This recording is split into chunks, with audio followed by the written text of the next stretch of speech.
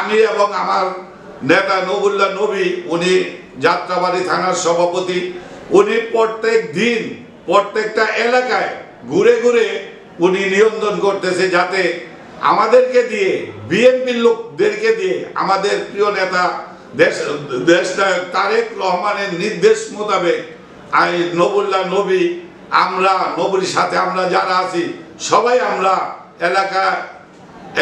এলাকায় গিয়ে আমাদের ছেলেপেলে যাতে কারো কোনো ক্ষতি সাধন না করে, মানুষের যাতে উপকারে আসে, মানুষের আপদ বিপদে যাতে আমরা দাঁড়াইতে পারি, এই ব্যবস্থাই আমরা করতেছি।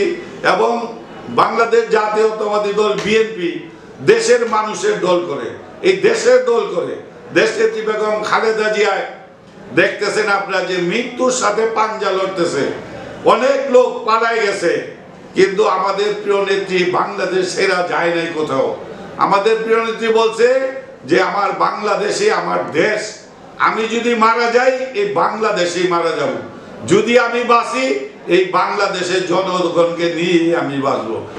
এলাকার সার্বিক পরিস্থিতি সম্বন্ধে আলোচনা করতে হলে একটা পরে মনে করেন আমাদের যে যাত্রাবাড়ি থানাটা ছিল, তো এই যাত্রাবাড়ি থানার মধ্যে মনে করেন এই আন্দোলনের সময় থানা তো মনে করেন ব্যাপকভাবে ক্ষয়ক্ষতি হয়েছে। এমতো অবস্থায় এত বড় থানা এবং যাত্রাবাড়ি, তো এটা মনে করেন বিভিন্ন দেশের সাথে সম্পর্ক, এখানে এখনো থানার কোনো কার্যক্রম আরম্ভ হয় নাই। যেহেতু থানার কোনো কার্যক্রম আরম্ভ হয় নাই, ওইতো আমাদের এত বড় এলাকা, বাস টার্মিনাল সহ বিভিন্ন বড় বড় সংস্থা আছে, এখানে বিভিন্ন পর্যায়ের লোক আসে, শুধু ঢাকার লোক না। কারণ এই বেল্টে যত দেখেন কুমিল্লা, বরিশাল, সিলেট, চিটাগাং সব বেল্টের লোক আইসা যাত্রাবাড়িতে মনে করেন কেউ বসবাস করে, কেউ এখান দিয়া বাইর হয়, কেউ এখান দিয়া ঢুকে। তো এমতো অবস্থায় মনে করেন যদি এত বড় থানা যদি না থাকে, তাইলে মনে করেন এই মানুষগুলি কিভাবে নিয়ন্ত্রণ হবে? কারণ এখানে তো অনেক ধরনের লোক আসা যাওয়া করে, অনেক ধরনের ভালো লোকও আসে, মন্দ লোকও আসে, বিভিন্নভাবে ছিনতাই হয়, এটা হয়, মারামারি হয়। তাই এমতো অবস্থায় আমি মনে করি জরুরি ভিত্তিতে যাত্রাবাড়ি থানাটা সংস্কার করে এই থানার মধ্যে আমাদের পুলিশ প্রশাসন, আইন শৃঙ্খলা বাহিনী আইসা মনোনীত করেন যে আমাদের যেই এলাকাটা যদি নিয়ন্ত্রণ করে, তাইলে অনেকটাই সাধারণ মানুষ শান্তি পাবে। আর দ্বিতীয়তে মনে করেন যে একটাই হয়েছে যে যেখানে যা হয় বিএনপির লোকে করছে, কারণ আদৌ কি বিএনপির লোকে করছে? যদি বিএনপির লোকে একটা করে, বাইরের লোকে করে 10টা, তো এটা তো মনে করেন প্রমাণ করারও কোনো কিছু নাই। আপনাদের মিডিয়া আছে, এদেরকে আমি এদের উদ্দেশ্যে বলি যে অপরাধটা যে করে এই লোকটা আগে প্রমাণ করবেন যে এই লোকটা কোন দলে কি করে, হ্যাঁ কি কোনো দল করে কি না, না এমনিই নাম দিয়ে দিল বিএনপি। তো এই বিএনপিকে ছোট করার জন্য যেসব মনে করেন মিডিয়ারা এখনো তৎপর, যে কোনো কিছু হইলেই বিএনপি দখল করে, বিএনপি চাঁদাবাজি করে, বিএনপি এই করে। যেমন আমার এলাকা ধরেন, আল্লাহর রহমতে আমাদের এলাকায় তো কোনো চাঁদাবাজি এই পর্যন্ত একটা হয় নাই, কোনো দখলদারি হয় নাই, কিন্তু মনে করেন আশেপাশে যেগুলি দেখতেছি এই বিএনপি এটা করছে, বিএনপি এইভাবে করছে, বিএনপি। তো আমি আপনাদের উদ্দেশ্যে বলছি, সাংবাদিক ভাইদের উদ্দেশ্যে বলছি, নিউজ করার আগে প্রমাণ করবেন যে এই লোকটা কোন দলের, কোন মতে, কি ইচ্ছা করেই একে অপরাধ করে অন্যের উপরে দায় চাপাইতেছে। আর দ্বিতীয়তে মনে করেন আমাদের যে এলাকা দেন, বিশাল এলাকা, এই এলাকায় মনে করেন আগে সরকার থাকতেই এই এলাকায় কোনো গ্যাস ছিল না। আমরা বিভিন্নভাবে দাবি করছি, বিভিন্নভাবে আমরা অনুরোধ জানাইছি যে গ্যাসটা সরবরাহ করার জন্য। বর্তমান একটা অবস্থা, আমি বর্তমান যে সরকার, এই সরকারের কাছে আমি এই এলাকার পক্ষ থেকে বিনয়ের সাথে আমি দাবি জানাই যে এই যে এত বড় এলাকা, এত বড় এলাকার মধ্যে যদি গ্যাস না থাকে, তাহলে তো এলাকার মা বোন মনে করেন সকালেও গ্যাস থাকে না, রাতের 12টা 1টা বাজে গ্যাস আয়। প্রত্যেকটা বাড়িতে এই ধরনের অবস্থা। যদি এই অবস্থায় চলে তাহলে মনে করেন আমাদের এলাকার মানুষ কিভাবে বসবাস করতে পারে। তাই গ্যাসের বিল আমরা যেহেতু দিতেছি, নতুন সরকার বাহাদুর যে কাজগুলি করতেছে সবগুলি কাজের মধ্যে মনে করেন অনেক ভালো ভালো কাজ করতেছে। তা আমি মনে করি ঢাকা শহরে গ্যাসটা কিভাবে দেওয়া যায়। গ্যাসের মানুষ কিন্তু গ্যাসের বিল দিতেছে, এক একটা চুলায় 1100 টাকা বিল দেয়, কিন্তু গ্যাসের পাক খাইতে পারে না, কেউ সকালে ঘরে নাস্তা খাইতে পারে না।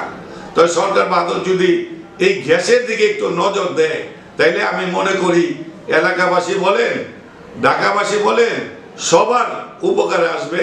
এবং বর্তমান সরকারের যে আমরা যে সরকারের উপরে একটা আশা করতেছি ভালো কিছু, তো ভালো কিছুর মধ্যে গ্যাসটা যদি আমরা পাওয়া যাই তাহলে এইটা একটা ভালো কাজ হবে।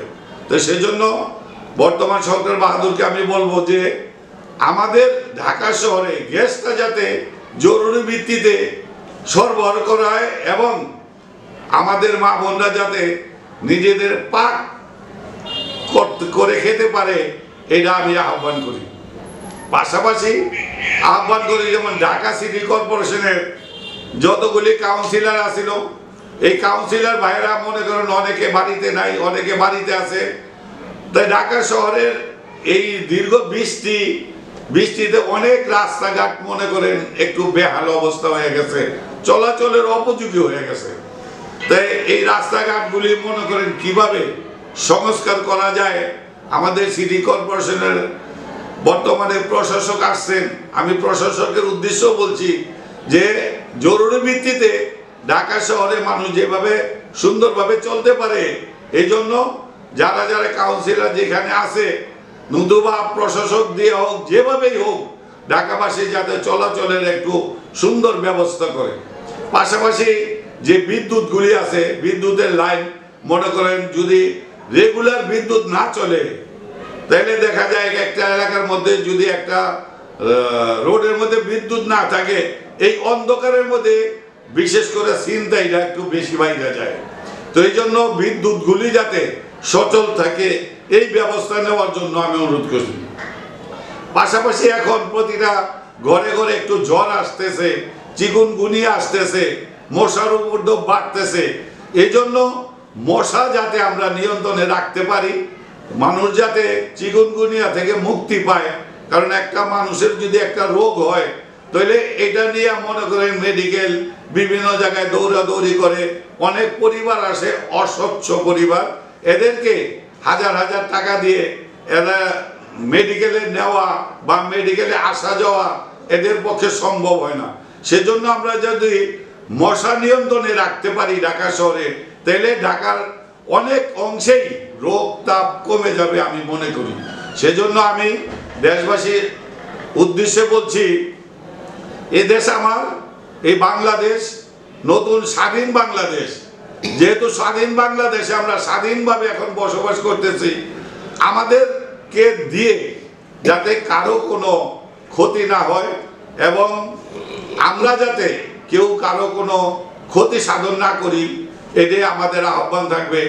আর আমি যেহেতু বিএনপির যেই সব ভাইরা আছে আমাদের এলাকায়, আমার আশেপাশে এলাকায়, যাত্রাবাড়ি থানার এলাকায়, আমি এবং আমার নেতা নবুল্লাহ নবী, উনি যাত্রাবাড়ি থানার সভাপতি, উনি প্রত্যেক দিন প্রত্যেকটা এলাকায় ঘুরে ঘুরে উনি নিয়ন্ত্রণ করতেছে যাতে আমাদেরকে দিয়ে বিএনপির লোকদেরকে দিয়ে আমাদের প্রিয় নেতা দেশনায়ক তারেক রহমানের নির্দেশ মোতাবেক নবুল্লাহ নবী, আমরা নবীর সাথে আমরা যারা আছি সবাই আমরা এলাকায় গিয়ে আমাদের ছেলেপেলে যাতে কারো কোনো ক্ষতি সাধন না করে, মানুষের যাতে উপকারে আসে, মানুষের আপদ বিপদে যাতে আমরা দাঁড়াইতে পারি এই ব্যবস্থাই আমরা করতেছি। এবং বাংলাদেশ জাতীয়তাবাদী দল বিএনপি দেশের মানুষের দল করে, এই দেশের দল করে দেশনেত্রী বেগম খালেদা জিয়া দেখতেছেন আপনারা যে মৃত্যুর সাথে পাঞ্জা লড়তেছে, অনেক লোক পালায় গেছে, কিন্তু আমাদের প্রিয় নেত্রী বাংলাদেশ সেরা যায় নাই কোথাও। আমাদের প্রিয় নেত্রী বলছে যে আমার বাংলাদেশে আমার দেশ, আমি যদি মারা যাই এই বাংলাদেশেই মারা যাব, যদি আমি বাঁচি এই বাংলাদেশের জনগণকে নিয়ে আমি বাঁচবো।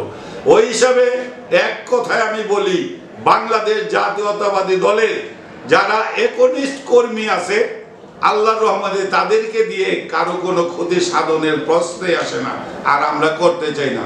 যে করবে আমাদের প্রিয় নেতার নির্দেশ, ওকে দল থেকেই ইনশাল্লাহ ইতিমধ্যে দেখছেন কয়েকজনকে ইনশাল্লাহ বহিষ্কার করা হয়েছে। তো সেজন্য আল্লাহর রহমতে আমরা সবাইকে নিয়ে যাতে এদের এই দেশবাসীকে নিয়ে যাতে সুন্দর পরিবেশে আমরা বসবাস করতে পারি, এই আশা ব্যক্ত করে আপনি যে আমাকে কথাটা প্রচার করার জন্য আমার এখানে উপস্থিত আছেন, এই চ্যানেলকেও আমি ধন্যবাদ জানিয়ে আমি আমার বক্তব্য শেষ করলাম। আল্লাহ হাফেজ। বাংলাদেশ জিন্দাবাদ, বাংলাদেশ জাতীয়তাবাদী দল জিন্দাবাদ, দেশনেত্রী বেগম খালেদা জিন্দাবাদ, শহীদ জিয়া অমর হোক, দেশ নায়ক তারেক রহমান জিন্দাবাদ। আসসালামু আলাইকুম।